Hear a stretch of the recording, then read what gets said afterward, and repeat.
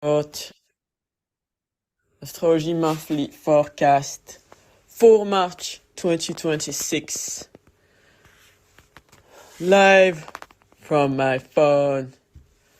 So we are starting the month with this new full moon in Virgo at 12 degrees with the south node. So this is like the final letting go. This is Virgo and Pisces. This is to do about being of service to others, being of service in either in our daily life, in our work life, to ourselves, in the care that we give ourselves, how we take care of our health. Yeah, and also it's about letting go of over-analyzing things, being over-fussing, and instead trusting that everything is going to work out for the greater good, and that we can trust our instinct, and that it's time for all of us to have more compassion and to find higher spiritual purpose to the work that we do. So this is on the 2nd of March. And Mars will have entered Pisces. Mars in Pisces is not at full, and is not in detriment either, but it's not that great. It's not that great either, Mars in Pisces. So now there's going to be like more the way our passion and our aggression, the way we go after things in our lives is going to be more passive aggressive. There's going to be a bit more like conflict, but in our subconscious about what we believe. And then Venus is still exalted at 25 of Pisces, and Venus will meet with Mercury.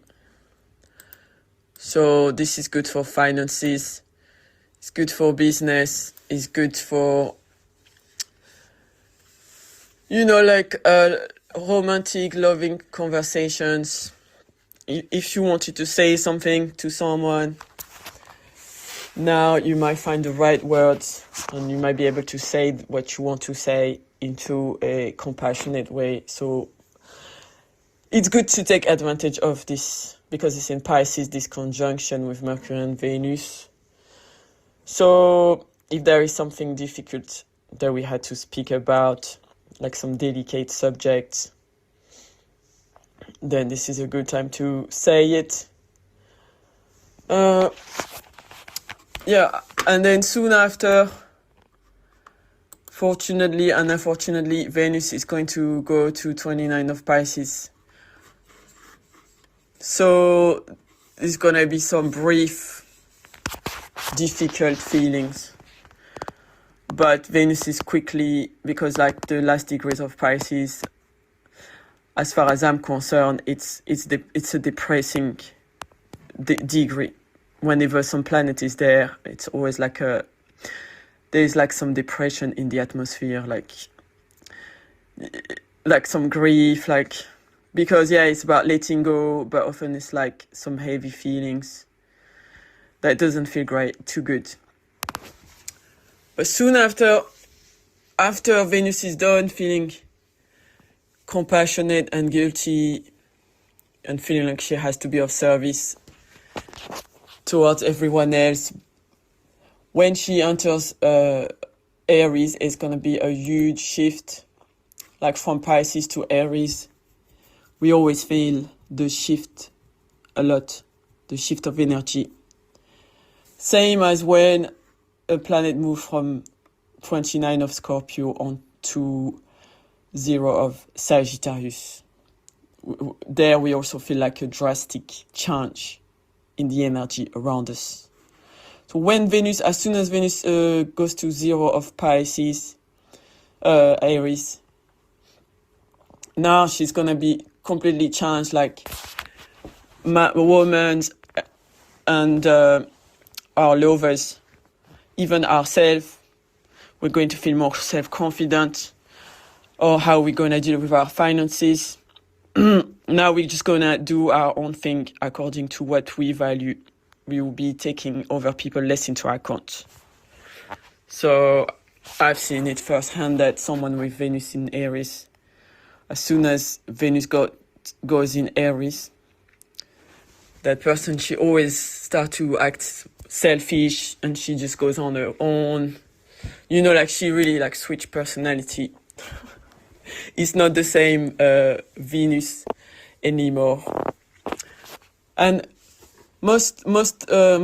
moreover, like this time, Venus is for the first time going to be conjuncting this Neptune and Saturn conjunction.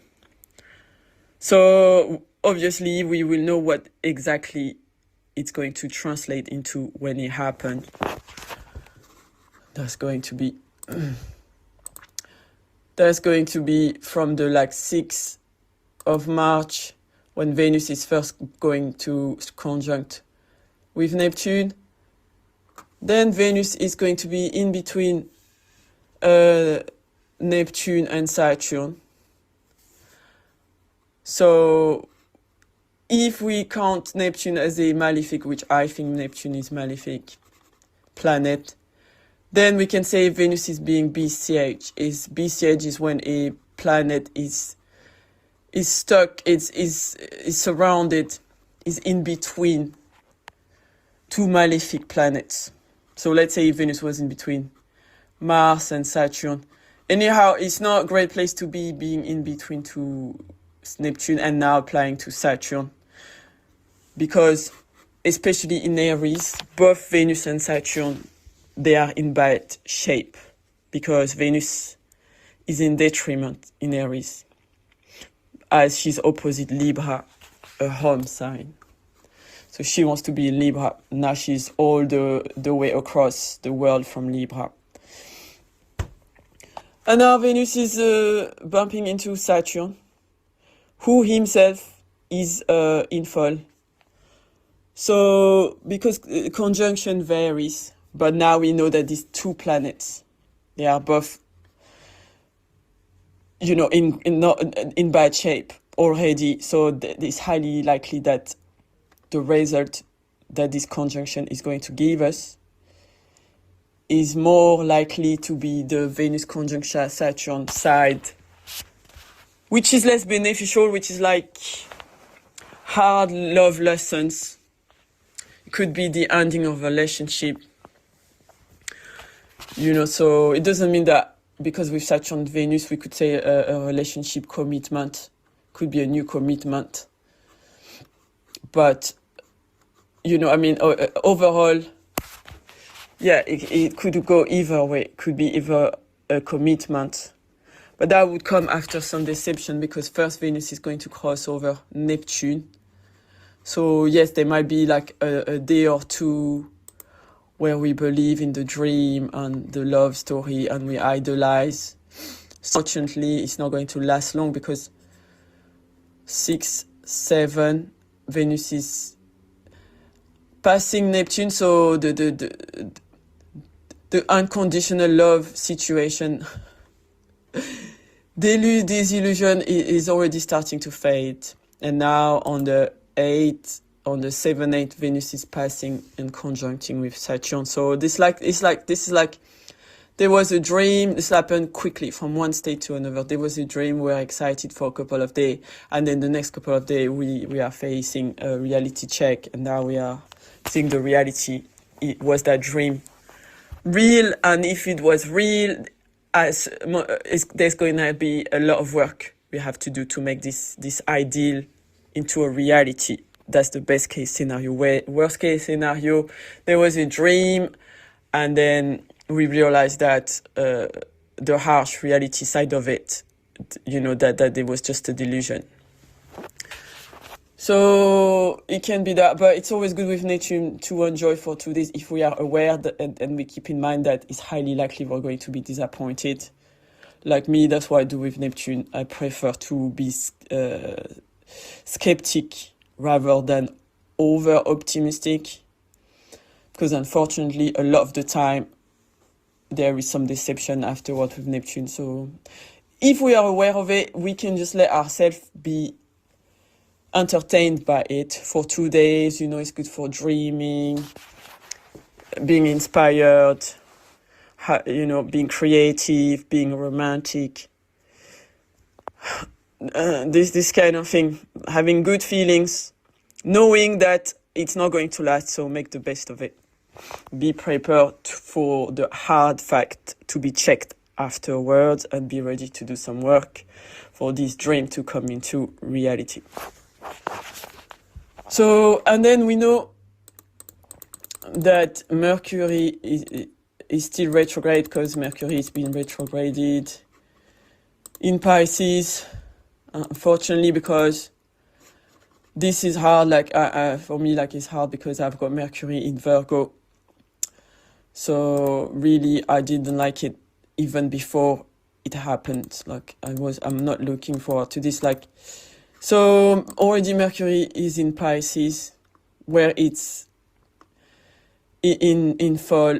It's away from Virgo, where it's exalted. So when the planet is opposite the sign of exaltation, it's where the planet is in fall.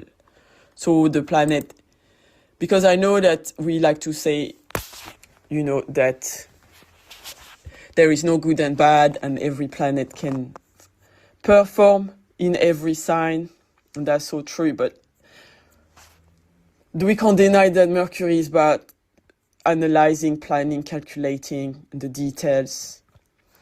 And then now when he's in Pisces, that's why he's at fall, because Mercury is not doing it.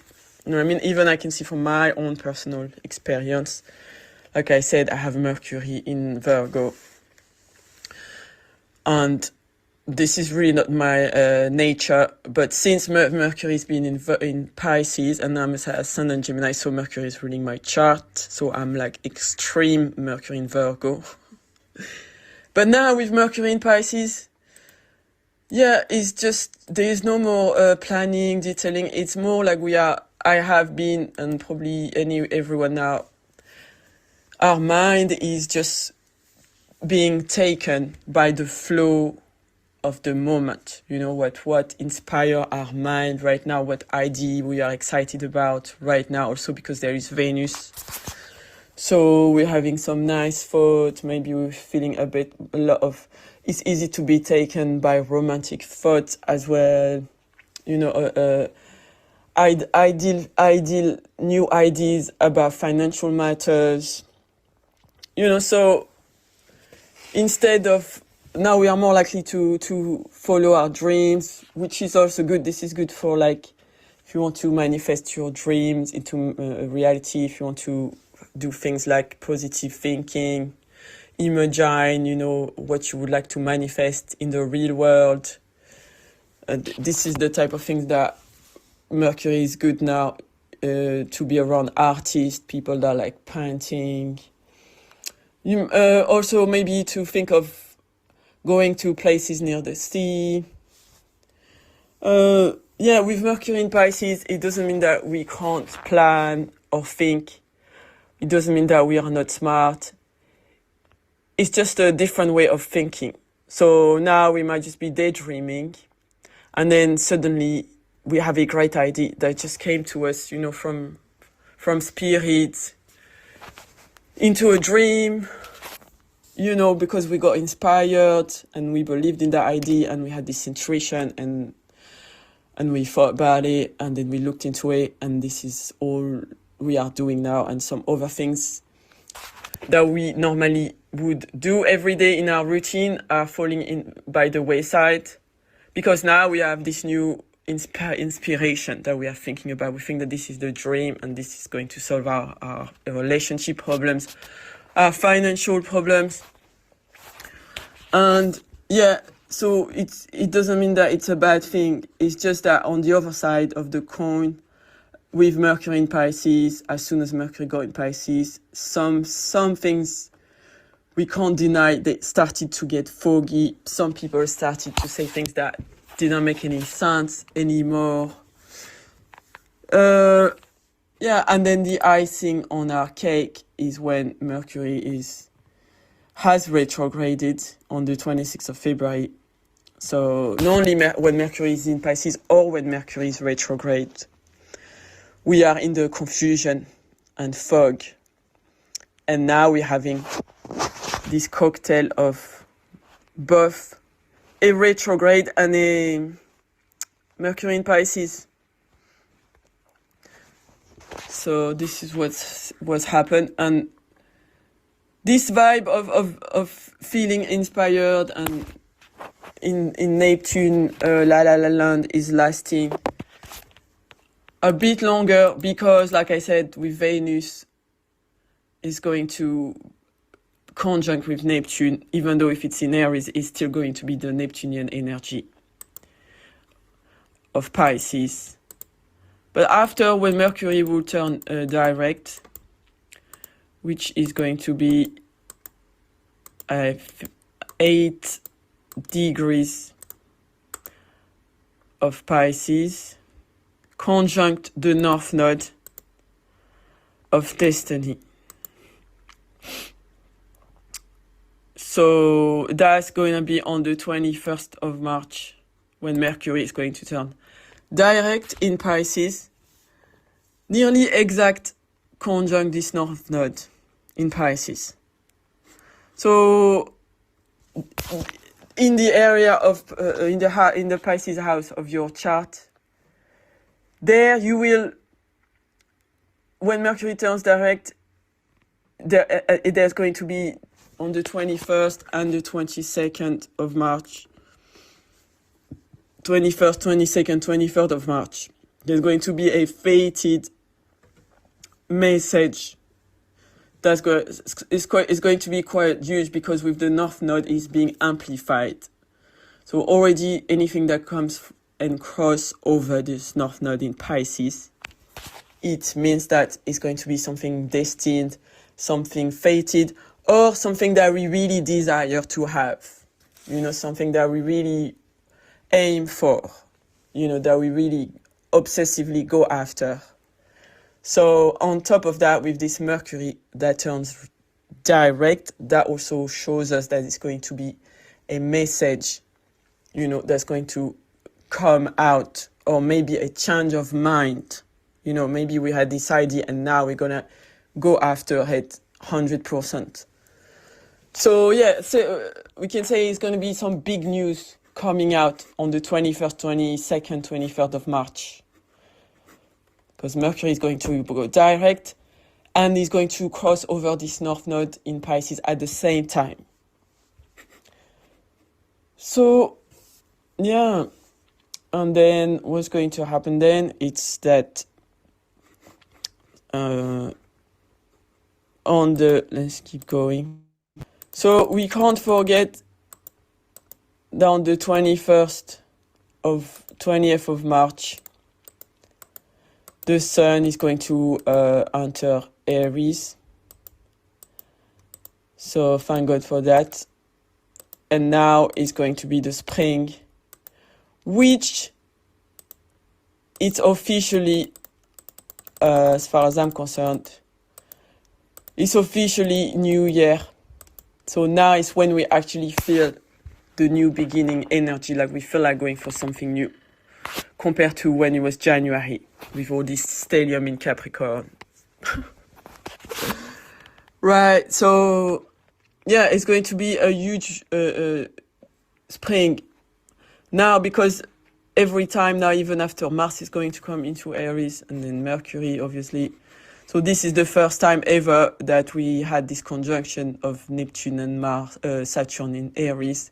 So the same for the Sun is going to cross over Neptune and then Saturn. So we are definitely reminded of that we have to, make our dream a reality in the area Pisces, Aries area of our chart. In the Aries area of our chart, there is something we are inspired to do alone, to go and pioneer, to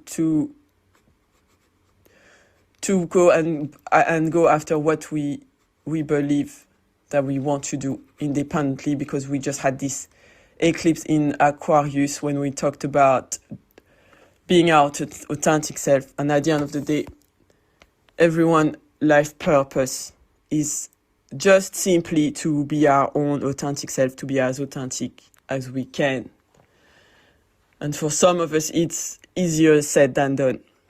But now with Aries, it's a lot about going along after what we want to do in this Aries area of our chart. With Neptune, it's like going after the dream, and we are torn because Saturn is like, well, if you want to make this dream come true, then you're gonna have to work for it. So, and also we could be torn in between. At one time, we have a lot of pessimism towards this dream that we want to manifest. And now over time, we can fall in these illusions about how great it's going to be. So we have to keep balance in between imagining what we want to happen and then working to see it manifest in the physical world. So, yeah. And now with Saturn in Aries, this in the first decade of Aries is going to teach us about letting go. And it can also bring us the wisdom to deal with any difficult ending that will happen. And we'll be able to cope with Saturn as well, because there's going to be some kind of ending that's coming now that Saturn is in Aries, and that's coming as a result of what happened for the last 2 years.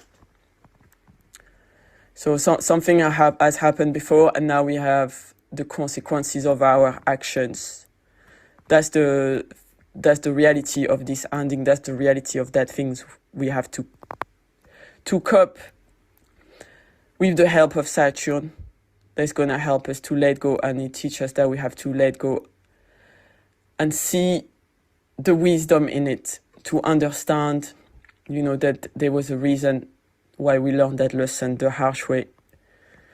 And now we can have the wisdom to understand this, so that when we have the wisdom to understand why we suffered, when we have the wisdom to understand why something has ended, then it's easier to let it go and to deal with it. So with Saturn, when there is a hard aspect from Saturn, we can always do some charitable actions on Saturdays. For example, I don't know, if someone goes to church, or if someone does some volunteering, someone donates time or anything, like being charitable, like being generous to someone else that needs it.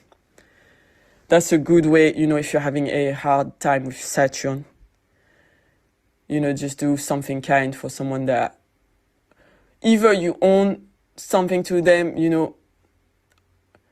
if you have to give some apologies or whatever, or to someone else that needs it. And this way, the Saturn energy will be less harsh. And also, when we are being charitable and kind to someone else who needs it, it helps us to relieve, grief or any regrets that we may carry. Basically.